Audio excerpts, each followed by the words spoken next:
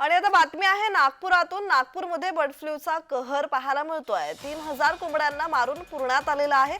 बाधित कोंबड्यांच्या संपर्कात आलेल्या व्यक्तींना औषधोपचार त्यांच्यावर सुरू आहेत। चिकन सेंटर मधील कोंबड्यांचा अचानक मृत्यू झाल्यानं बर्ड फ्लूची तपासणी करण्यात येते।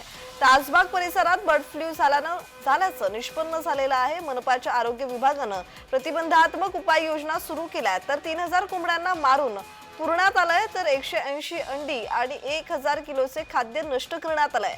बाधित कोंबड्यांच्या संपर्कात आलेल्या 25 ते 30 व्यक्तींना प्रतिबंधात्मक उपाय म्हणून औषधोपचार देण्यात आले। दरम्यान शहरातील ताजबाग परिसरातील एका चिकन सेंटर मधील 3 कोंबड्यांचा अचानक मृत्यू झाला होता। त्यांचे नमुने तपासले असता बर्ड फ्लूची लागण झाल्याचा अहवाल प्राप्त झाला होता, ज्यानंतर आरोग्य विभागानं 1 किलोमीटरचा परिसर प्रतिबंधित क्षेत्र म्हणून घोषित करून उपाययोजना करण्यास सुरुवात केली होती।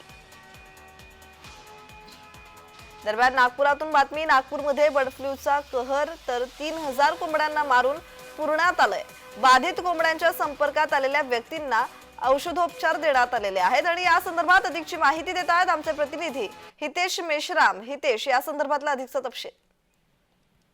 नक्कीच प्रज्ञा, बघितलं गेलं तर नागपूरमधील ताजबाग परिसरात जो आहे हे कोंबड्यांना जी आहे कारवाई करण्यात आलेली आहे। आणि मनपाचा आरोग्य विभाग आहे त्यांच्याकडून जे आहे हे करण्यात आलेलं आहे। 3000 कोंबड्यांना मारून तिथे 180 अंडी देखील जे आहे तिथे ठेवण्यात आलेली आहे। आणि अशा पद्धतीने बर्ड फ्लू वर जी आहे ही कारवाई होताना आपण पाहतो आहोत। आणि त्याचे जे नमुने जे आहे ते देखील तपासणीकरता पाठवण्यात आलेले आहे।